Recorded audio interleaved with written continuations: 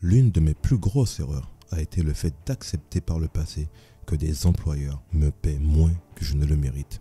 Après avoir passé plus de 10 ans de ma vie à travailler dans la restauration et 5 ans à étudier la vente et le marketing, j'ai vu de près les habitudes de la classe moyenne qui les maintiennent attachés à un travail qu'ils n'aiment pas pour soutenir leur mode de vie, pendant que leurs objectifs de vie et ambitions sont mis de côté. Alors, dans cette vidéo, je vais vous expliquer quels sont ces pièges et comment vous pouvez les éviter. Premièrement, travailler pour moins que ce que vous valez. C'est une erreur monumentale.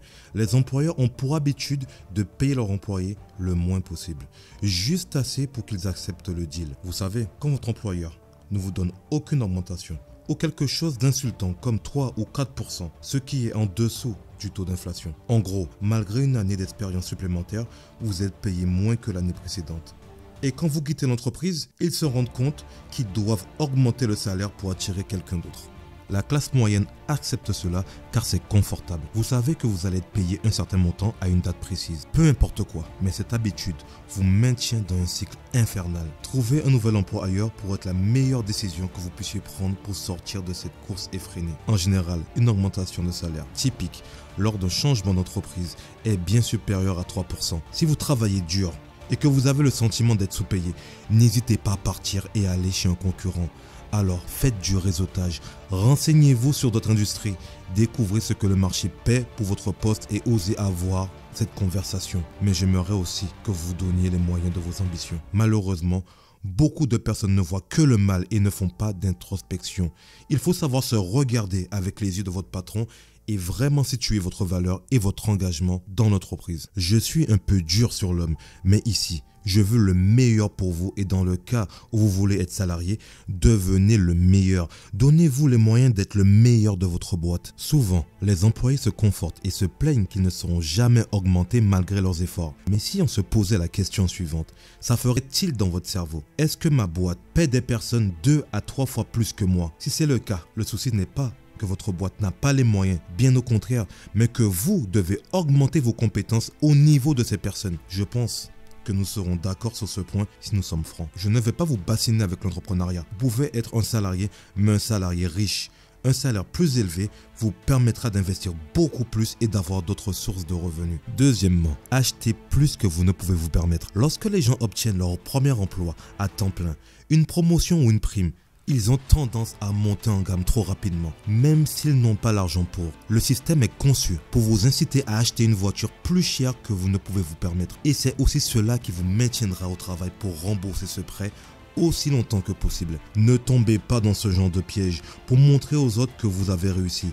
Ne donnez pas de l'intérêt à des personnes qui ne comptent pas pour vous, pour qui vous ne comptez pas et qui ne s'intéressent qu'à se sentir ou à prendre votre place. Les personnes qui font cette erreur ont souvent du mal à finir leur fin de mois. Ils ne se posent pas la question du pourquoi, du comment, mais font comme tout le monde, se plaignent du système alors qu'ils en sont victimes. Pas besoin de changer ta voiture si elle roule encore très bien, de changer ta maison alors que tu vis dans un quartier agréable, de changer tes meubles, etc. Prenons l'exemple de Sam. Sam gagne 2500 € par mois, mais n'utilise que 1500 € et épargne ce qui reste. Tandis que son ami Moussa, qui gagne 5000 € par mois et qui depuis peu a une augmentation de 1000 €, donc 6000 € par mois, mais dépense 6200 € par mois en crédit, voiture, dîner d'affaires, shopping haut de gamme et j'en passe, piochant à chaque fois sur son découvert. Qui, à votre avis, tiendra le plus longtemps s'il venait à perdre son emploi? Moussa ne tiendrait même pas un mois avec ce rythme de vie, tandis que Sam tiendrait 8 mois sans rien changer à sa vie. Vous voyez, le salaire ne fait pas tout. C'est votre éducation financière qui compte, le fait de savoir gérer son argent.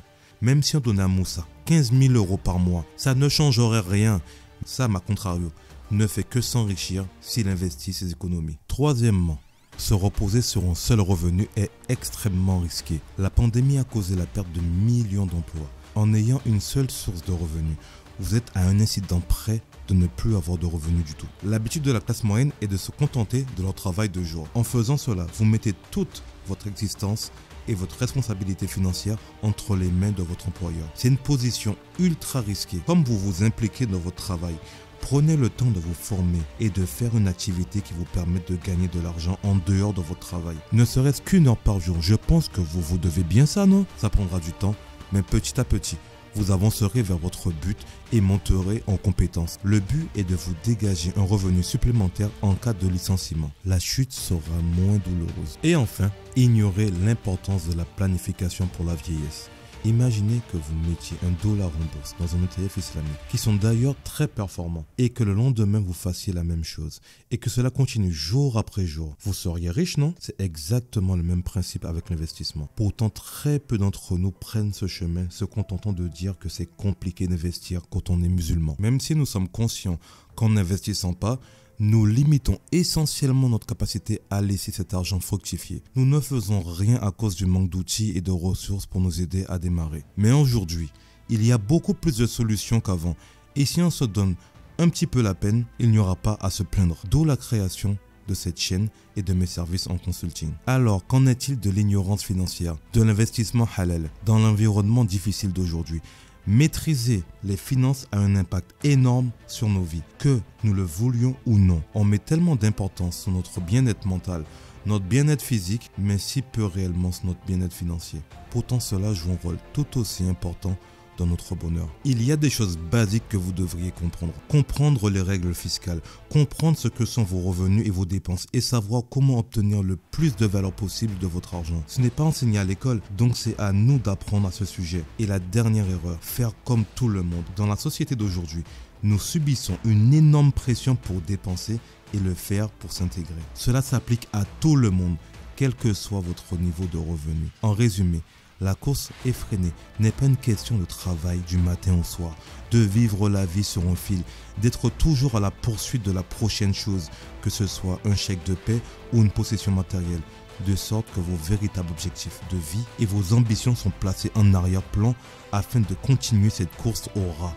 Retiens bien ça. Un rat qui est le premier ou le plus riche dans la course des rats reste un rat. Ici, on est là pour changer tout ça. Donc rejoins la meute, apporte ton expérience, tes difficultés et tes problèmes dans l'espace commentaire. Construisons une communauté de personnes qui ont la rage et le courage de s'en sortir. J'espère que cette vidéo vous a donné quelques idées ou a déclenché quelques pensées sur les habitudes que vous ne voulez pas adopter. Merci de nous avoir regardés. Si vous avez aimé cette vidéo, vous aimerez peut-être une autre vidéo. Et si vous voulez réussir vos investissements et vous éduquer financièrement, n'hésitez pas à me contacter vers le lien en description. Il y a une chose très importante sur laquelle je voudrais appuyer. L'islam n'est pas là pour t'enfermer et t'empêcher d'investir. Bien au contraire, rien ne t'empêche d'investir en bourse, dans les crypto-monnaies, dans les matières premières. L'important c'est que tu comprennes les choses. Souvent les gens disent que c'est haram. Ils critiquent des savants qui parlent de finances islamiques sans rien savoir. Au moins, aie la décence de rechercher, de respecter des personnes qui ont fait des études. C'est super important. En France, nous avons le pays où il y a le plus de musulmans en Europe. Nous accusons un retard de pratiquement 10 ans sur l'Angleterre. Jusqu'à quand cela va encore durer? Il est temps de se remobiliser, d'apprendre et de changer sa mentalité.